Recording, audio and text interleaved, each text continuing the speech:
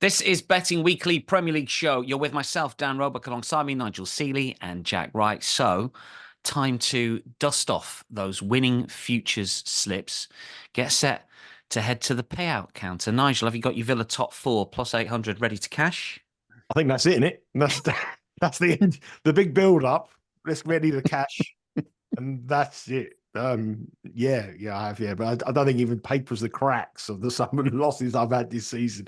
So yeah, I'm happy with that. I'd have a nice drink for Unai Emery, but I'm not. I won't be. You'll see in my next location when I go to Geneva on Tuesday the grandeur of some of the places I've stayed in the last few years. Will definitely. I'm making Sean Calvert look like he's staying in the 5-star luxury on the back of this Premier League season.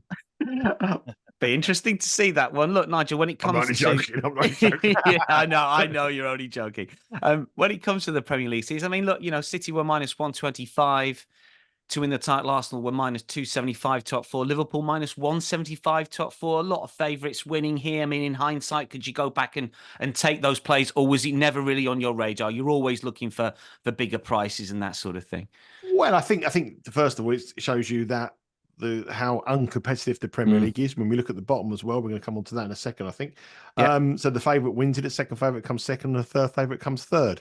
So I think you've got to look for other markets, really, top 10 finishes, top 6 finishes, the relegation markets, etc., etc. And also, really, it just shows you that I still honestly believe that, I know Man City have won it, and people will turn around and say, well, they've won and you've lost.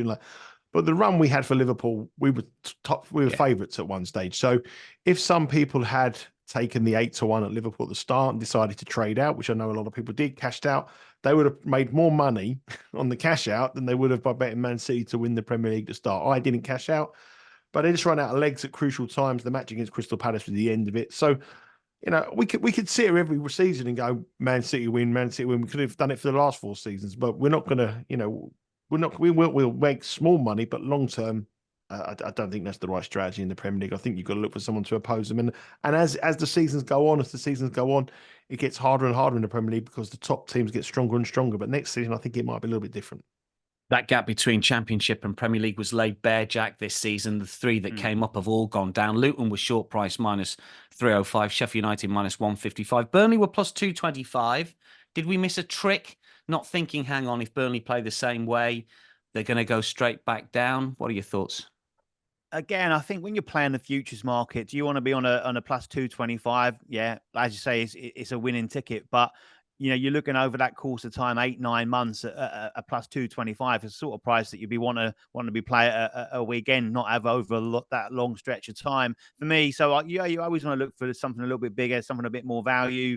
Get asked a direct question on it, then you'll give an answer. But generally over the course, I think as we're seeing now, it's more than likely that those sides, unfortunate enough to get promoted from the Championship, then struggle when it comes down to trying to compete in the Premier League. And it certainly is now a case of those top 4, 5, and then the bottom, and there's a few in the middle. But it's a minefield trying to pick them out, and the prices are certainly reflecting that in the futures markets, but also on a week-to-week basis as well.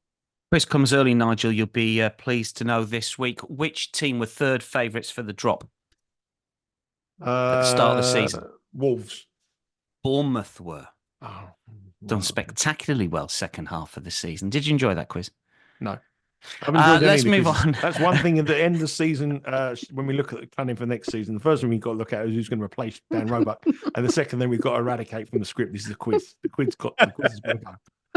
Haaland, top scorer, looks like he's going to get over the line, minus 139. Looks like it.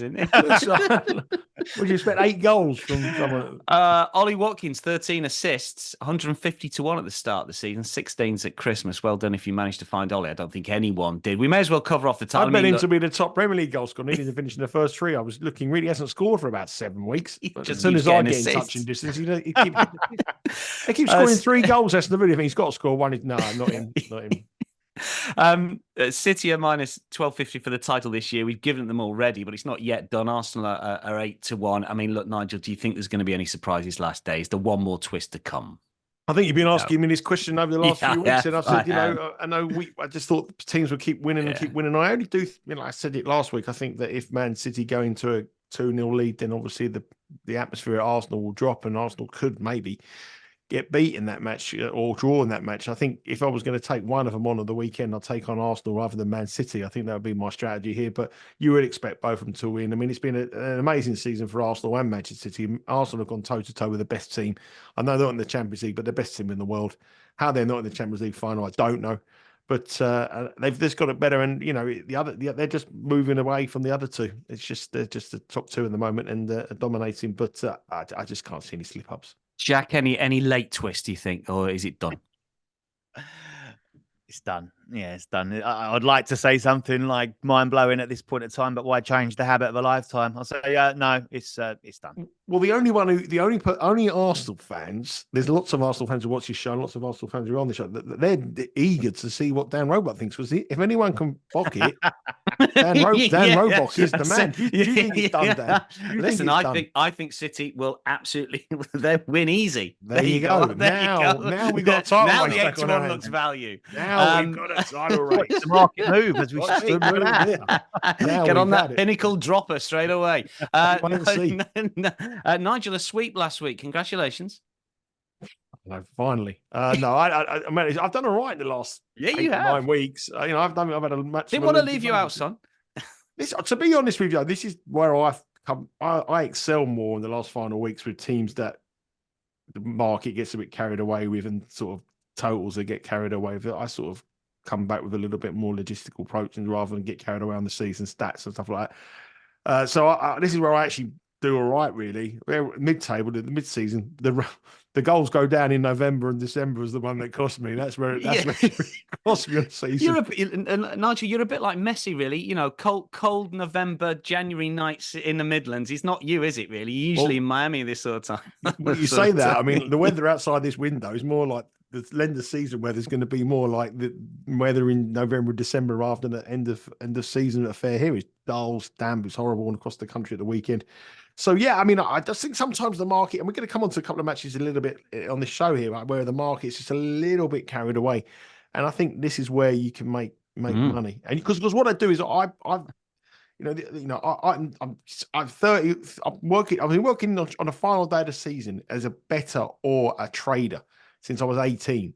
So 33 years. And I've seen a lot of strange things happen on final day of the seasons, and a lot of things where I see the public money come in. And as a bookmaker, you're happy to go against the tide. And I saw some, during the season, that doesn't work. The public money wins. But on the end of the season, there's a lot of strange things that happen, which we're going to come on to, and reasons why I think some of these prices are crazy. Yeah, we've got some really interesting counterintuitive plays over the course of the next half hour. So just a reminder, we've got 370 games in the book this season, 10 left, and BetRivers, of course, offering parlay insurance, giving you extra credit when you hit the crossbar if your EPL parlay of at least 4 legs comes up short by 1. BetRivers will give you part of your stake back in a bonus bet. Depending on your loyalty level, you can get as much as $100 of your stake back in a bonus bet. There are additional rules, so see your BetRivers app for full T's and C's and get your EPL parlay insured for the final time this season. Let's get some selections, shall we? We're going to start with the big 2 games in terms of the title race, if we can call it a title race. Man City, West Ham and Arsenal, Everton.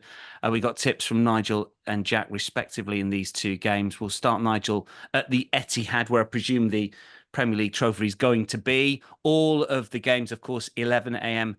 Eastern on Sunday. City minus 1,000 here. City just need to match Arsenal's result to win the title. A win, of course, definitely sees them through. But where is the betting angle here, Nigel? Well, the betting angles here on the total goals. I just think, again, the total goals has gone mad.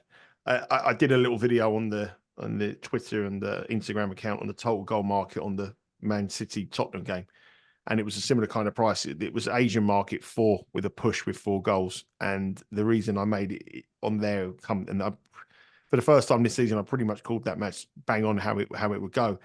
I think this is going to be very, very similar. I think Man City will come here. The crowd will be celebrating the title already. I think they'll have loads of possession. I think they'll keep the ball, and they'll go 1 or 2-0 up, and then they'll showboat. And there won't be a tackle in the match. The booking second half, if they go 2-0 will be all over. West Ham will huff and puff, but not do much as they've done all this season. And I just see that Man City will just cruise through this match fairly comfortably. They don't need to go 2, 3, 5, 6, whatever. They don't need to put on a massive goals because they just need to win. They want that safety.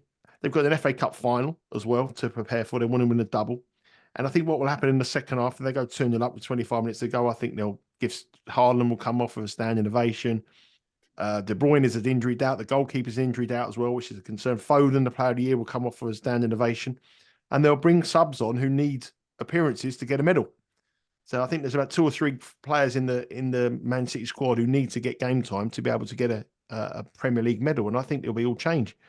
I just don't understand why the goal line is 4 for this match. I don't get it.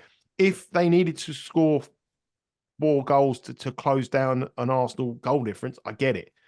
I just don't get why the past 2 matches have been 4 goals. There's no logic behind it. I know West Ham are conceding goals at the moment at an alarming rate, but this is the manager's last game. But you can only play the intensity of the crowd. And the crowd this match will be just all Man City celebrating, party time, balloons, happy-go-lucky feel, like a testimonial match, exactly like the Tottenham match. That they played the crowd, and the crowd just, there's no intensity. That intensity, you saw some of the games in some of the boring games and the goals in COVID when there was no atmosphere in the crowds. They were very low scoring. This will be the same. I did a little bit of research on this match here, and this is Man City v West Ham statistically since they played in the Premier League. Obviously, Man City have been come a lot way since they're there, and West Ham have sort of been about the same much. But they play 45 fixtures in the Premier League, and you remember Man City being title winners for this will be the 4th time this session. They've been contending for the last 12 years, maybe at the top end of the table. 45 Premier League fixtures. If you bet over 4 goals, you would have had 4 winners, 8 pushes, and 33 times you would have lost. So why on earth is it 4 goals in the final day of the season? Don't make any sense to me. I can see this being a 1-0, 2-0, 3-0, get the job done. We only lose if there's 5 goals. Mm-hmm. Well, 5 goals markets will only if you want to bet in 4 goals, you really need both teams to score to get 5. This is really going to be one team on the score sheet here. So, in my opinion, the only way we're going to lose is if Man City win 5, 6, 7, 8-0. Well, why? Why would they do that? They're going to rest players for the FA Cup final. They're going to give players a chance, the opportunity, and they've got doubts about De Bruyne and Ederson, the goalkeeper. But I think this will be 2-0, 3-0 max, and move on to Wembley and try and get the double. 4 goals makes no sense. Unders for Nigel at Etihad, massive line, slightly smaller line when it comes to Arsenal Everton, but same theme here for you, Jack. Arsenal, incidentally, minus 625 on the money line, with Everton 15-1 shots to draw 7. The goal line here is over and under 3.5. Yeah, same thought process. Under 3.5 goals in this one. So the only difference being that the same goals will win it. 0, 1, 2, or 3. Obviously, if there's 4 or more, then it is a loser. There's no push on this one. But I'm happy to take that with this particular game. Very much a similar thinking behind it as to what Nigel's just outlined there in the Manchester City game. For this one, I think Arsenal, the atmosphere there will be a little bit flat. I think they'll be kind of celebratory to a certain extent as far as the Arsenal have had a good season, but ultimately they're just falling short, and there's no way around it. You're going to be disappointed by that. Looking at the facts of it, we've got the best defence in the Premier League here up against the 4th best defence in the Premier League, which I think has gone under the radar a lot for Everton, that they actually have done superbly well in their defensive process. Is a Sean Dyche kind of trademark as such, and he's carried it out, But equally, at the other end of the pitch for Everton, they have only scored 17 goals on the road. So are we going to expect them to rock up suddenly at the Emirates and score 2, 3, 4 goals? Absolutely not. Only Sheffield United, and we all know how bad they are, have scored fewer goals on the road than them with 16. And it's the game state as much as anything else. As we said, I expect that Manchester City game to go the same way as Nigel's now outlined. City to take a 1-2 goal lead and then pass it around with each other. West Ham will take that as a kind of narrow defeat rather than getting smashed. Crowd will be happy. Substitutions will be made. Celebrating from the get-go. Poznan's all over the place at the Etihad. That news will filter through to the Emirates. And I'm not really sure on the result, to be fair. I think probably if pushed, Arsenal might nick it, might edge it. But I can't see it being a goal fest because of that reason. That as soon as that news filters through, it's going to be game over. It's pretty much resigned already, but that will be the confirmation. And then it will be a similar process. It will be passing it around, keeping the game just ticking over. substitutions, disjointed nature of the second half. And these sides have obviously got no other domestic games to play. But what we have got is a lot of players, especially for Arsenal, that will be going to either Euro 2024 or the Copa America, and will not want to be pushing themselves in a game which is going to be turned into a dead rubber. And they won't be going for those 50-50 tackles. They aren't going to go be exerting themselves. The likes of Saka, Havertz, Trossard, Rice, Jesus, Martinelli, they're all going to be featuring for their countries in big tournaments in the summer. It'll be, thanks very much, get it done, low scorer, lap of honour, off home. So unders for the big two games in the Premier League featuring the top the two. Only way, listen, the other thing I've got to say is it's so important in play betting on the last day of the season. It's so important. So how we're factoring these matches in could completely change how the opinion will be during the game. So, for example, Jack's bet there is great if we read the game right and it's 2-0. But if lo and behold, West Ham go 1-0 up, then that changed all of our pre-match thought process here.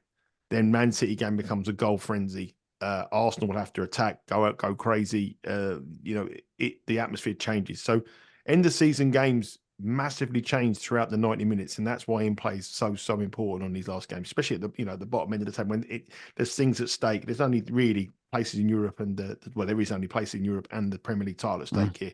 But if we read this game right, Man City going to 1-0 lead, going 2-0 game, I can see this game fizzing out to a non-event. But if West Ham go 1-0 up here, then that will change everything. And if Everton go 1-0 up, that will actually, if Everton go 1-0 up or Everton go 2-0 up, that actually enhances the chances of West Ham pulling off a shock at Man City. So I'd be inclined to be betting West Ham at +1.5. I'd be betting Man City. I do loads of plays in play on the final day of the season, loads of them. And a lot of them are very different from what I did pre-match because eventualities change hugely. So you've got to watch what's going on at the other grounds, especially in these two matches, to sort of determine how your betting will go here. But if it goes to plan, Man City go 2-0 up at half time. This one's 1-0. This could fizzle out, but things can change massively. If only you had a show on Sunday live with bettors talking about in-play bets. I was going to save the chat until that particular section. We'll get on to it again. Great lineup as well. Great lineup. Great host as well. Great host. Great lineup. Golden Gloves numbers 1 and 2 as well, incidentally, on show at the Emirates with David Raya, 16 clean sheets, and Jordan Pickford, 13. More regular plays coming your way. Brentford, Newcastle next. Brentford are +210 here at home to Newcastle, who are a little bit bigger than even money. Obviously, Newcastle, Nigel, need to win and hope that Chelsea lose at home to Bournemouth to maybe grab a conference spot. And that could become a Europa League spot if City beat United. So, again, you've got to think outside of just the fixture itself here, Nigel. What's the play? Well, they need to finish 7th, don't they? Because if they don't lose this game and Manchester United beat them, they go above them and Newcastle suddenly won't get in Europe, whatever happens. So it's a must-win match for Newcastle. And that's what I'm betting. I'm betting Newcastle at +110. If they finish in 7th, they're in the, they get into the Europa League if Man City win the European Conference if Man City win the FA Cup. So it's a must win. I watched it last night against Manchester United and I bet them when it went 1-1 and I still a bit surprised that I lost my money actually. I thought they were much better than Manchester United. So many creating chances. Gordon was superb. A quiet night from Isaac, I suppose, but he's got something to play for. I know they're not to be relied on the road, and their road form has been pretty poor this season. Well, very poor this season, but they've started to score goals. They've started to score 5 in their last 2 road matches, 12 in their last 4 matches. And Brentford, for me, they are a side that I think just want the season to end. I mean, the Tony experience with them has been a little bit. I've had a little bit of run of decent form in the recent weeks, but the Ivan Toney loss and then his attitude when he's come back, I expect it to be his last match. I think it'd be a very popular play to score any time. But I think that if you look at their record at home, Brentford, whenever they play any team in the top half, they come second best. That their record is only wins around teams in or around them at the bottom of the table. I think 3 wins since December at home, and they've been against Luton, Forest, and Sheffield United in the last 12 home matches. So that shows you where Brentford are. They beat the teams they're supposed to beat. And when the big teams come to town, they usually get beat or they failed to win. I know they played Man United in a game that was probably one of the most one-sided matches of the season, but they didn't win. But they didn't win that one. But I like Newcastle here. I think this is a massive match for them. Obviously, it's a massive match for Eddie Howe. And I think that their performance they will be hurt by not getting at least a point from that match against me. I think if it played on for another 5 minutes, they would have got a point and maybe even won it. So yeah, I'm going to go for Newcastle at plus 110. I wanted to go with some more speculative prices, like some sort of more adventurous prices, which I've got a couple of adventurous ones to come, but I've gone for more. But I just do think Newcastle, usually in a match like this, say for example, it was Newcastle going for the Champions League rather than, I think people haven't factored in the FA Cup, that if Manchester United win, if Man City win the FA Cup, then Newcastle will be in Europe as long as they win this game. They've got to finish that 7th spot. So I'm not quite sure whether that plus 110 has been factored in enough. If they were going for the Champions League, they were 5th now, needed to win to get the champion. I'd imagine starting about minus 125, minus 130. So I just thought the plus 110 was a little bit of value, and probably on current form, Brentford have improved, but not great, Steve. It's probably a price that you would expect Newcastle to be without having that need for wins. So I don't think that European factor has been factored into this price so much. So at plus money, I'm going to go for Newcastle at plus 110. Palace Villa next. Both of the boys have got plays on this one. Palace minus 118, Villa plus 255. Villa done. Top 4, of course. Palace second in the 6-match form tables, only behind Manchester City. We've been riding the hot Crystal Palace hand, and Jack, we are going to continue this weekend. Yeah, we've been very sweet on them over the last few weeks, haven't we? And they haven't let us down really at all. So we are continuing it here. Yeah, I'm taking Palace on the money line to beat Villa. It's a bit of a double-edged sword, really. It's because of the fact that Palace have been so good. And also, as you mentioned, Villa have now officially qualified for the Champions League, which is a sensational effort from them over the course of the season. They had their awards night, didn't they, on Wednesday night? I think the night or Tuesday night coincided with Manchester City beating Spurs. That confirmed it. I think they had a few fizzy drinks that night. Potentially a little on alcoholic side by the looks of the pictures. And yeah, I think that all the noise coming out of Villa is the fact that they're dead on their feet. They've struggled. They've got to this point, and they're ready for a break. So I think that break might come a little early in this game, and Palace can take advantage of it. But looking purely at Palace, the show couldn't come around quick enough because I was worried that the price was going to drop, further and further as it went on. They were plus money at the start of the week, but I still think this is a great price for how they are at this moment in time. Unbeaten in 6 now, won 5 of those 6. They've won the last 3 at home, scored 11 goals across the process. We saw Bayern Munich linked with Glasner. It's mad to think that he's been there only a few dozen games, isn't he? And he's had such a huge impact. He's now been linked with, say, these top jobs. Everyone's raving about him, how he's come in and he's turned it round. Eze, Elise, we've talked about. Wharton, we've talked about. Mateta's coming out saying that he wants to be playing into the France under Euro team. He couldn't get into the Palace side a few weeks ago, and now he's potentially going for one of the favourites for the European Championship. So shows you the progress they've made in such a short space of time, and it's just been a complete and utter switch over, isn't it? We've talked about it a lot over the last few weeks, so we don't need to labour the point, but 17 goals in his 6 home games shows the difference that Glasner's put into this as opposed to Roy. And I just think that the players that they've got, the way they're playing, the style of play is just perfect. And I think they're just going to have, Selhurst Park will be a big factor for them. They'll be kind of pretty celebratory mood, actually, considering like a mid-table side. But I think they've had such an uplift over the last few weeks. They're going to roar one against the Villa side that they've done their work. They've done their business. And this is Palace's time now just to go and sign off in style, potentially with one, 2, or 3 of those players that we've talked about having a farewell at Selhurst Park. But signing off in style for me on the money line. Nigel, you're playing with house money as well when it comes to Palace, and you're pushing the boat out a little bit more here. Yeah, I mean, everything that Jack said, I agree with. I just think that I actually bet Crystal Palace on when Man City went 1-0 up at plus 125. And then after the game, they were minus 110, which was under pressure to minus 110. And I'm surprised they're still minus 110 with books. I thought they'd be around about minus 130. I really did. And I think that they will come. I think the money will come for Palace in the build up to this match. I'm not quite sure whether Villa will go strong. I think he might give a lot of youth a chance here. It's so hard to up your levels when you know you've achieved something in life. If you know you've you've done something, you've set your goal out and you've done it, and then you've still got to go back to work or do your job again. It's very, very hard. And I think that's going to be very, very hard for Aston Villa. We've seen teams, haven't we, over the final of the season that have been crowned champions and come, and then all of a sudden they get beat at home. I mean, famously, I think, was it Man United got beat by West Ham on the final day of the season once at a big price. I think Tevez scored. But there's been some big shocks. There's been some big shocks where teams have done their work and then they've got turned over. And you could see, it happened at the end of the season. The Waters, Jack said, they were celebrating. They're all drinking away, posting the champagne. I think that would have continued the next day. I think training would have been cancelled and they would have come in here with a very, very different attitude. Villa have stumbled across the line, though, haven't they? They haven't won in their last 5 matches. Their form from the earlier season, especially the home form, has been really poor compared to what it was. They went out of Europe. They looked leg weary in that one. And the season with that Europa League starting so early, in Europa Conference, and starting so early has really taken its toll on this side.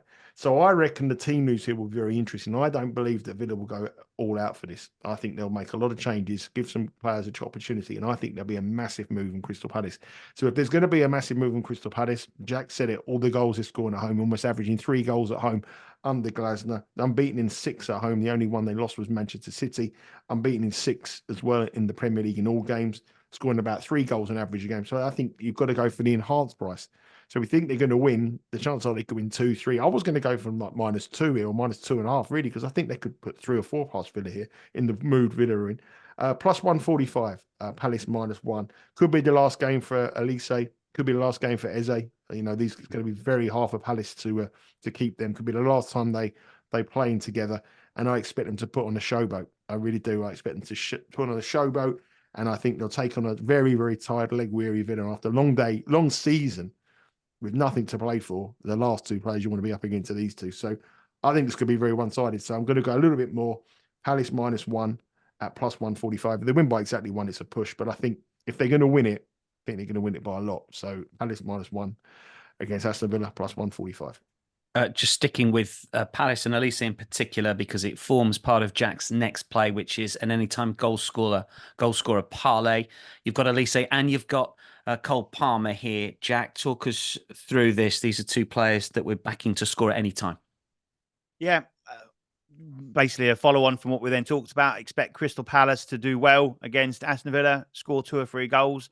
Similar to Nigel, I actually looked at Palace goals in that one as a different route in, but I ended up going with a simple one on the main line. But Elise is the player I like for this one. He's been sensational since he's come back from his injury. Been so good in so many different aspects. The way he glides past players, the fact he can score from outside the box.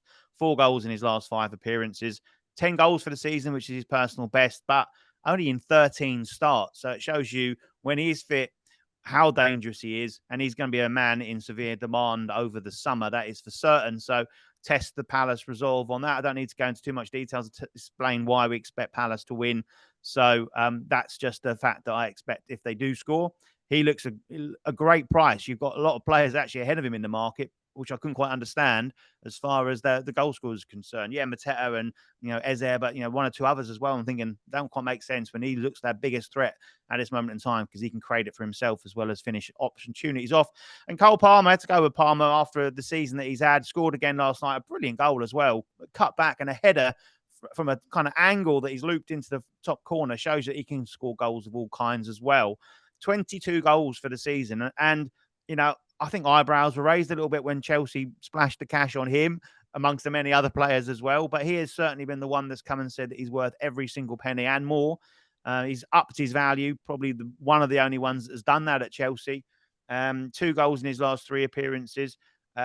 He was a sub in the reverse, so we can't really work that one out. Obviously, they've got Bournemouth here and expect Chelsea, who have come out of nowhere, out of the pack, haven't they, to now take this the favourites to claim that Europa League spot. So fair play to them on that. They've really hit a good seam of form.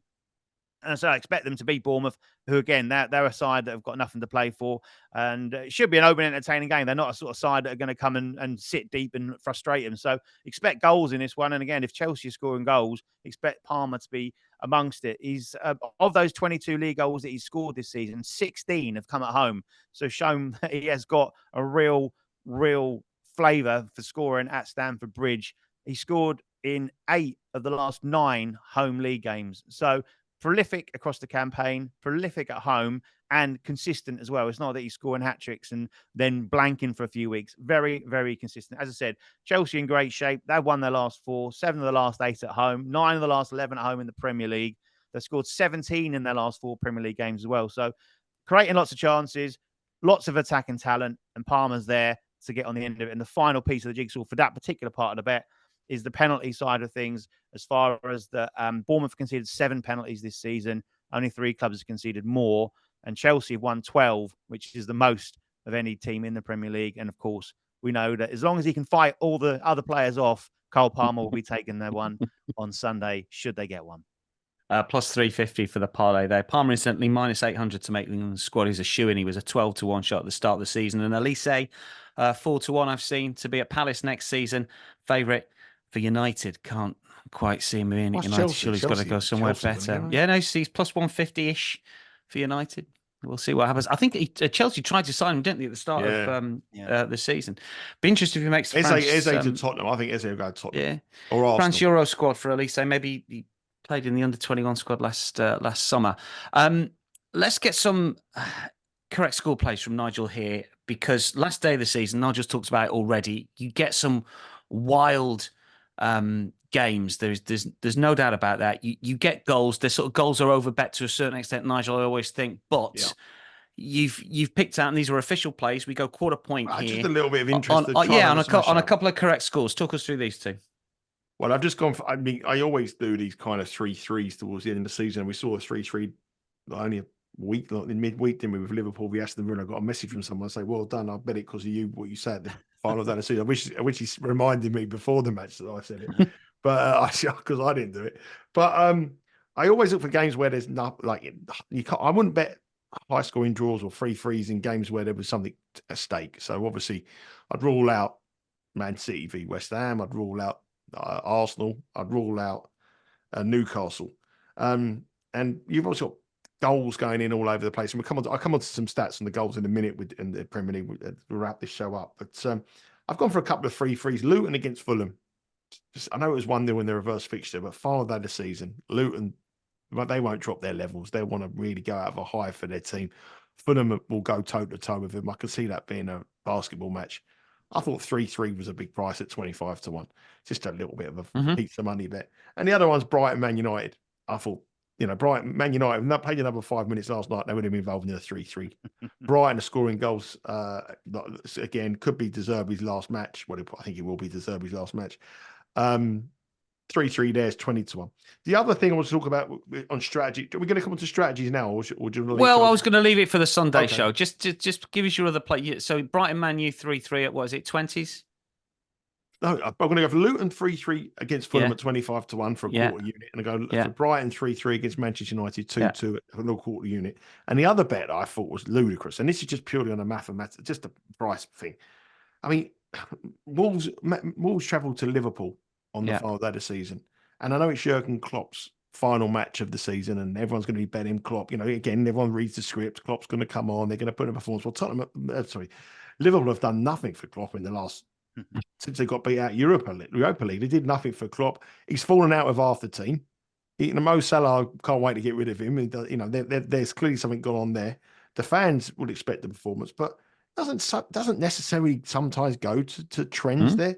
And like, Liverpool are a ludicrous price at home here. I know Wolves are a big price as well, but the price that caught my eye, 8-1 the draw. Why is the draw 8-1? What makes this match an 8-1 draw match compared to double the price of everyone else, or probably a 3 times the price to everyone else, just because Jurgen Klopp's leaving Liverpool? I just think it's a mental price. I think 8-1 is just worthy of a very, very, very tiny little bit of a wager, because, Liverpool have literally 0 to play for. Wolves are 0 to play for. Go and have a go, try to win. And at the moment, Liverpool can't convert the chances they create.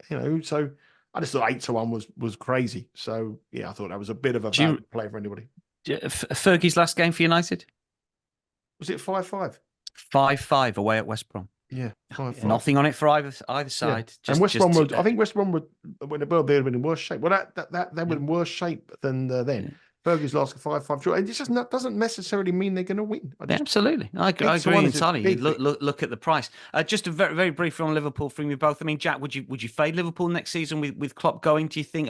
Would you looking to be opposed to them start next campaign? Any sort of thoughts on that? If you ask me right now, which you are, then in the current state, then I probably would, because we don't really know what's happening. But yeah, it's not one I'd really want to be getting involved in until I see the shape of things to come. But I think we talked about it last week, where is our team's going to replace Liverpool in the top 4? We talked about Chelsea. Who else can kind of get up there? So fade them to a certain extent. I can't see Liverpool winning the title next season. If that's that, by fading them, you mean that? Then I certainly would. Yeah. Yeah, I'd expect a slight dip off while they kind of say reinvent themselves a little bit. I think they'll have a. You'll see they're 8 to 1 this season to win the Premier League title, and I think they'll be about 14 to 1. I think the Klopp effect will double their price. I'd love a match Chelsea against Liverpool next season. I want to be with Chelsea. Yeah, that'd be an interesting one when the prices come out. Klopp, incidentally, minus 400 to be next Germany coach, I saw, which I don't know if that's lined up or not. Sunday show, we talked strategy a little bit when it comes to the final games of the season. Obviously, the boys have been talking about a number of the games. Just remind us on the Because We Win YouTube channel, Nigel, what is going to be happening? What time are we kicking off? Yeah, we're 10:30 Eastern time, so 3:30 in the UK. And what we're going to do is we're going to do the team news, give you the player information, the market moves, and we're going to do an in-running show for the final day of the season. So as the goals go in, we'll give you the prices with BetRivers. We'll give you our opinion. We'll look at the trends. We'll look at the statistics, and we'll tell you where you should have your money in play. It'll be myself. Steve Wish will join us. Jack will be along, and also Neil Channing, professional gambler, who's very entertaining as well, and has got a wealth of knowledge on final day this season. So it's going to be very, very interesting to do that. So that'll be live on the YouTube channel from 10:30. So you'll be able to watch the matches on your television screen, have the volume on us, and we'll give you where you should be placing your bets as the goals go in and around on the final day, and there will be goals. Can I give you some final stats? Come on, yeah, okay, do it. Well, there's a couple of things. There's a couple of things I want to note, right? Also, always final day of the seasons, a lot of players, legends at clubs leave. So final days of players, people leave, look for them for goal scorers. They always get bet. If there's a penalty towards the end, they may give it to the legend. If there's a free kick, look for the players. You've got Thiago Silva from Chelsea, who's leaving. I seen variants from 10 to 1 to score at any time to 3 to 1 to score at any time. So I think he's not necessarily starting, but surely he's going to get on the pitch. But he'll come on the pitch, and if there's a corner or if there's a free kick or there's a penalty, Thiago Silva, and that might go against Jack's Cole Palmer play, because if they get a penalty in the last minute, Thiago Silva will take it. Ivan Toney. Probably last game for Brentford. Look around for him for any score. Mikel Antonio for West Ham. He's out of contract as well. Chances of him scoring against Man City are very slim. But there'll be players that are leaving. Varane, I think he's injured. He won't play for Manchester City. So I think that's very important to look at goal scorer markets. Total goals. And this is really, really interesting. The total goals obviously go up. But by this season, the total goals probably will go down on the final day. With the lines are crazy. Every single match is 3.5 or 4 goals, which is insane, even for a final day of the season. Over the last 20 years of the Premier League, there's been 611 goals, which averaged 30.55 goals on the final day of the season, which is 3.05 goals per game. The highest ever goal tally in 20 years was 39 in season 2021-2022, 3.9 goals per game. And the lowest was 23 back in 2008-2009. So usually you'd be looking for around about 32, 33 goals. The average is 30.55, but you would guess if I was doing an over-under, it'd be around at 32 goals. The highest ever margin was 8-0. Chelsea beat Wigan. The highest amount of goals in a match was 5-5 in West Brom against Manchester United, the match you touched on there. But BetRivers, if you look at BetRivers line, if you bet the unders on every single game blind in the final day of the season, that will be 37 goals. So 3.5, 4, add them all up, is 37 goals. Only once in 20 years has there been more than 37 goals. So even though there is goals around, there's always a freak. There's always a freaky goal. There's a 4-4 last year, and it was still 33 goals. There was a 5-5, there was 36. There was 8-0, and there was 32 that season. So you might get a 3-3, but the unders could come in many more. If you're looking for 0-0s, only 5 0-0s in 200 matches, which is a 40 to 1 chance for a 0-0 on the final day of the season as well. Yeah, I mean they're great numbers. I mean the thing that I always think overs are going to be over bet for the final game in this final game of the season. People are going to do the Accas, but the lines are so high now. Yeah. I mean, it's incredible. And the other thing, we'll get your take on what you think for final day situation. The other take is, I mean, one of the issues with overs this season is it's when the board goes up, it's 6, 7, 8, 9, 10, 11, 12. Do we really think that the board is going to go up for Luton Fulham, whichever way around it is, and it says 11 minutes? Do we really think that's going to? Surely there's going to be. It's the last game of the season. This game doesn't matter. It's 3. Also, but well, I think they're probably some depends on the referee. Really, doesn't really some of it. But I do think overs bettors have been making money for years and years on the final day season because the lines were pitched at 2.75 and 3. The lines now are 3.5. You'll be losing money now doing that. Yeah. I mean, like, you might see a load of people tipping up 4 goals and 3 and up, and they'll be they're doing it on basis on one season stats. It's not a factor. It's I would boldly bet every single one of these matches 3.5, 3.75, and 4 to be under. You might lose on 5 of them, and they could be 5 5s or 4 4s, but the others will be 1 1, 2 1, and yet the overline will cash on. Sorry, the underline will cash on all of them combined, but you'll get 2 freaky scores that will go massively over. Jack, thoughts on overs, unders, last day strategies? Obviously, there'll be plenty to come from yourself on Sunday, but any sort of angles that you've been looking at, thinking about ahead of the games getting underway? Yeah, there's not much more I can add than what has been covered there with all those stats. Nigel's been busy. Yeah, Nigel went a bit Jack Wright with his stats there, but we'll let him off since it's the last week of the show. Yeah. The names this is where I come in my own the final day.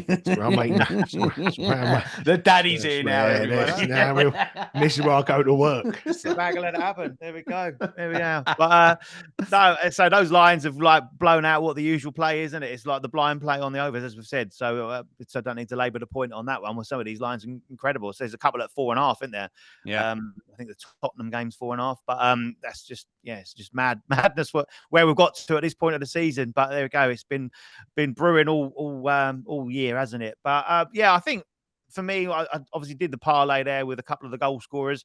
I think if you're looking at games where you think there's going to be a hat full of goals, then get involved with a couple of the more likely goal scorers, because you'll be able to pick up some decent odds of plus money. Stick 2 or 3 together, and land amongst them, and then you're getting a nice return. But same with Nigel's bets there on the correct scores.